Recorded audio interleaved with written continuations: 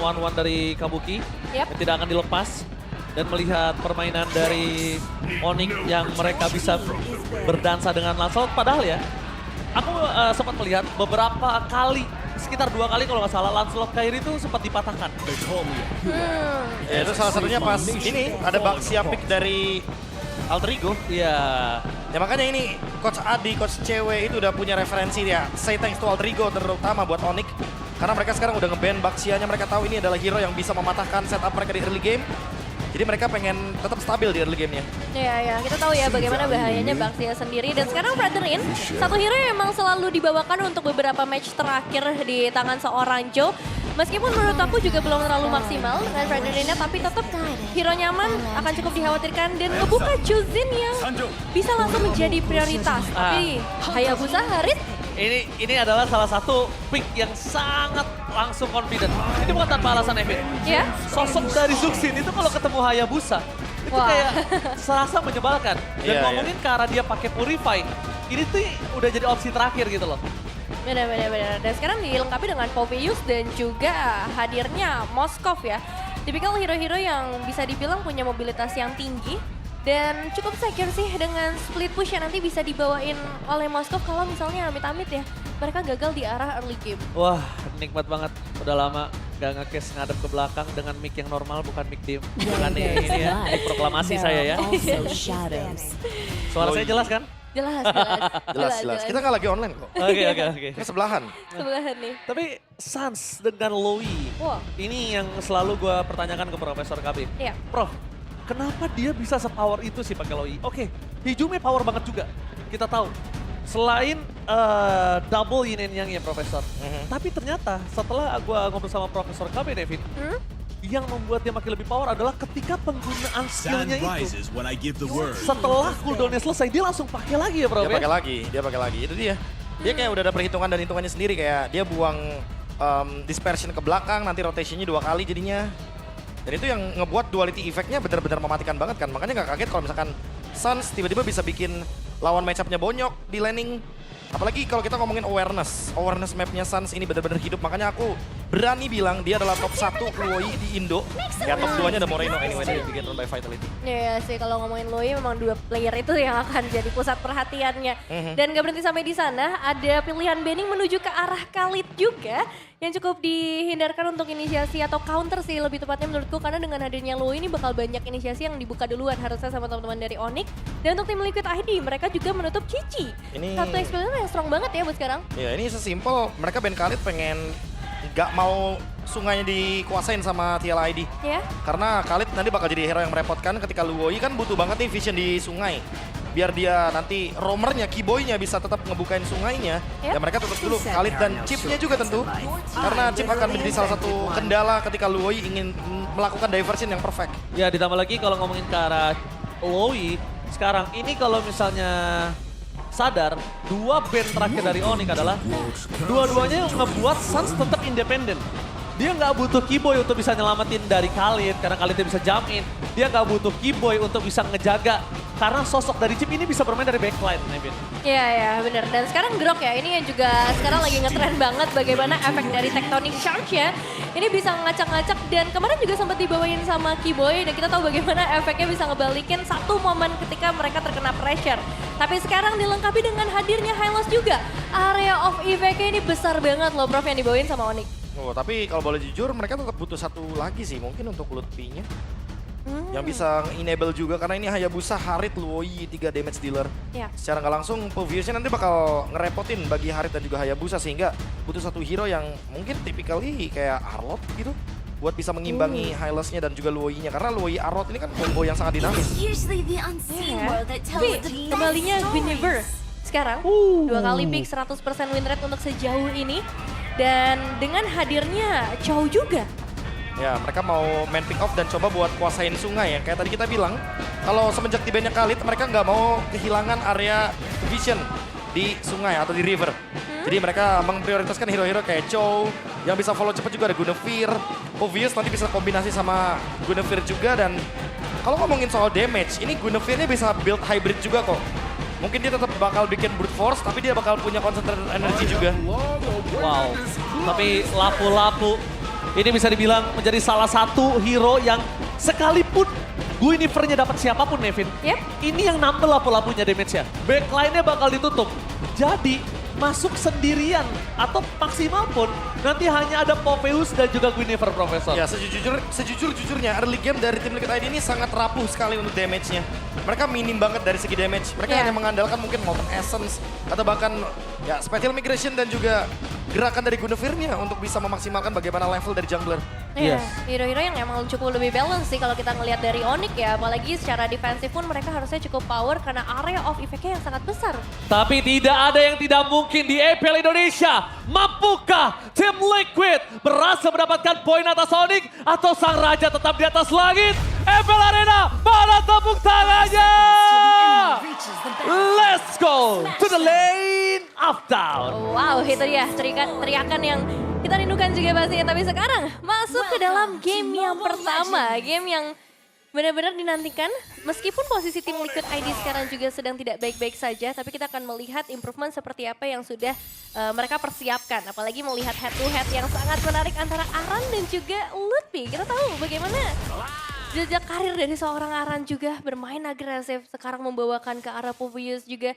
Apakah ini bisa jadi keuntungan ya untuk arah early game? Karena secara damage ini udah mulai ngebonyokin ke arah Lutfi, Prof. Pasti ya landing. Dan pilihannya dari Concussive Blast yang ngebuat dia secara clip wave lebih cepat. Tapi lihat deh emblemnya Suns, dia pakai Metallic Diction. Yang biasanya kita tahu sendiri, Luoyi pasti bakal bawa Brave Smite. Tapi dia tahu di sini posisinya bahwa TLID ini minim banget dari segi damage. Makanya dia bawa in full damage. Emblem Mage, Inspire, Wilderness Blessing, dan juga Lethal Ignition. Badannya juga nggak ada badan yang terlalu keras untuk dari tim Liquid. Yang mungkin harus diperhatikan juga di sini adalah kita tahu Aran ini benar-benar datang dari nol sampai dia dapetin juara MPL Indonesianya. Iya, ya. Perjalanan yang nggak mudah ya. Tapi sekarang nih dalam posisi yang lumayan terombang-ambing.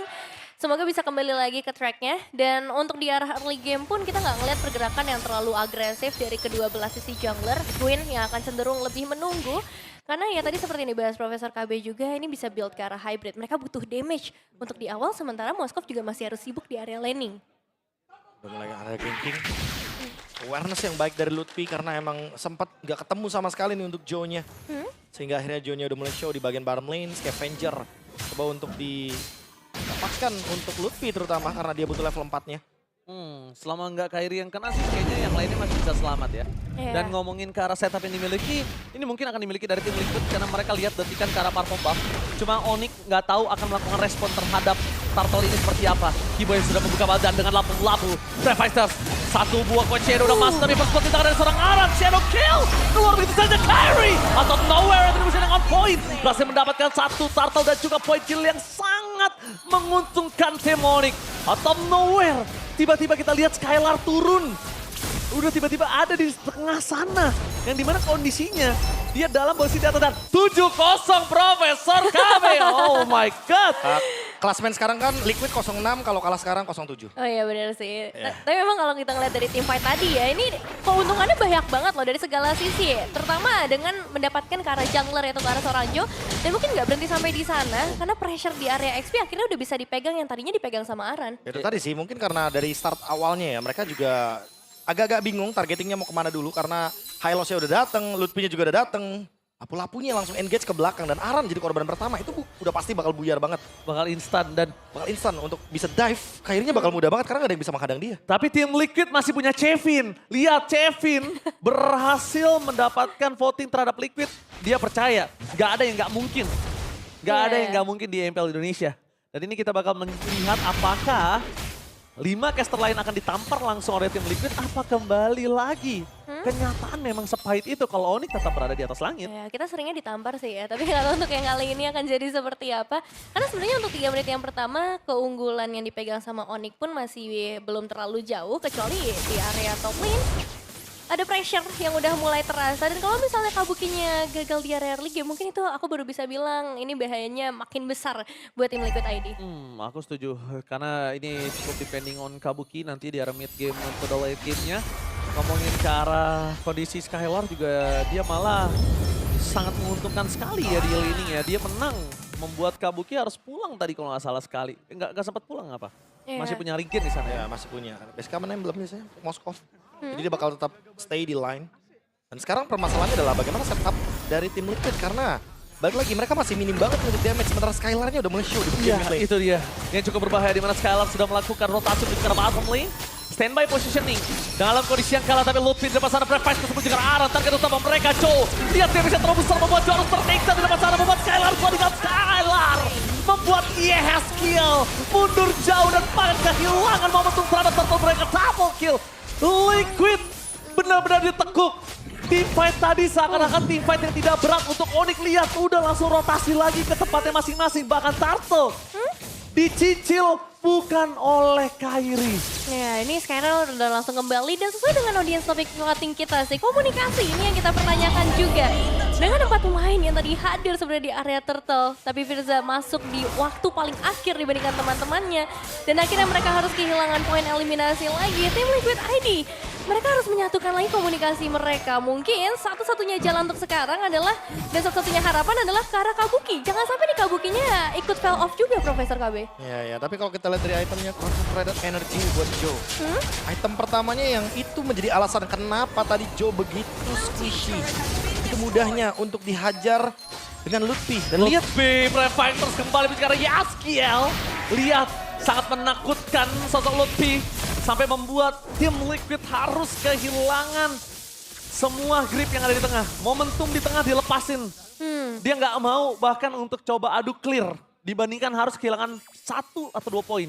Ya, dan rotasi juga tadi langsung cepat ya ke area atas. Karena ya mereka pengen kasih lagi pressure ke arah outer turret di area top lane. Sementara itu sekarang di area mid lane ini yang mungkin bakal dipaksa lagi. Apakah Lutfi akan maju ke arah depan?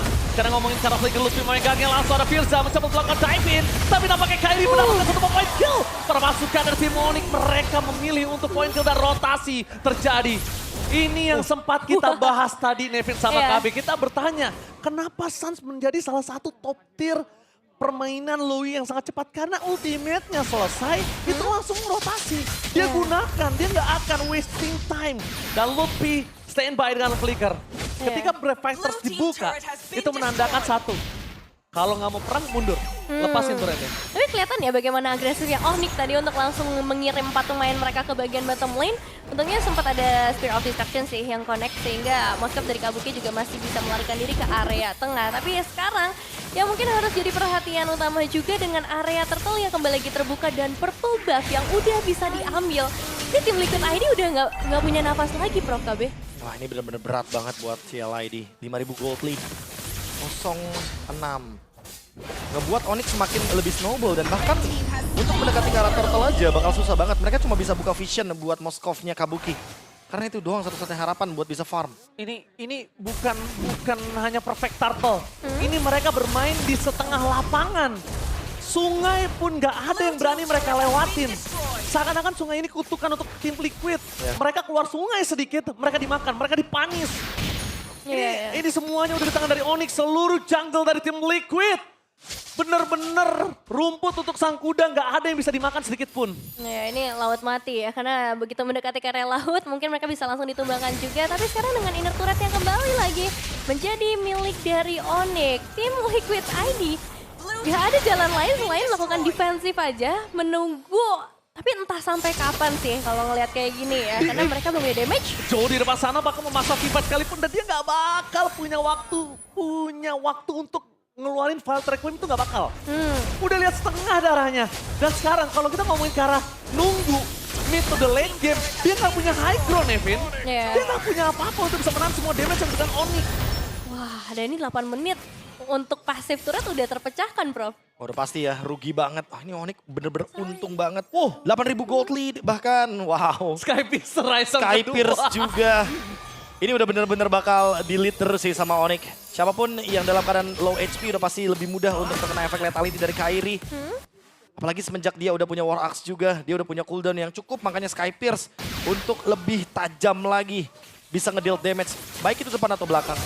Berat banget untuk Liquid kali ini, Nevin. Mereka bener-bener nafas pun ini nggak ada.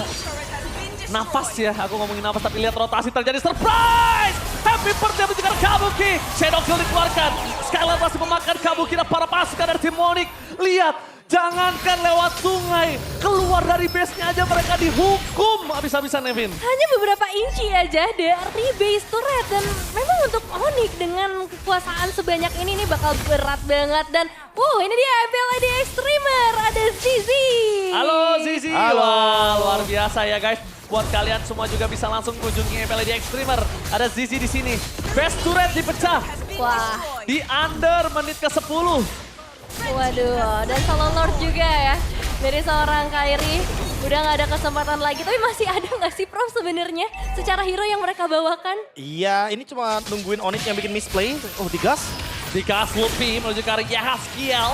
Dan bahkan ada Pilsa di depan sana. Jo memasuk di dalam Luffy, tapi Luffy masih melakukan one bad way. Skylar bebas berdansa dengan sahabat untuk double kill. Looking for triple kill. Luffy masih mencoba untuk mendapatkan satu point kill. Menutup Onyx dengan ada 3 kill yang sangat maksimal. Lihat di depan sana Sans bakal coba untuk menakut-nakuti tim Liquid. Karena mencoba untuk menjemput ke arah Luffy. Tapi sayangnya para pasukan dari tim Onyx lihat mereka lewat base. Seakan-akan gak ada base turret di depan sana Luffy. Revicer dibuka kembali sama fokus ke base. Gak boleh apapun terjadi. Dan ini benar-benar bencana. Diacak-acak kandang dari sang kuda. Wheel of Dragon dan bahkan Onyx sang Raja Langit melenyapkan, mematahkan Liquid.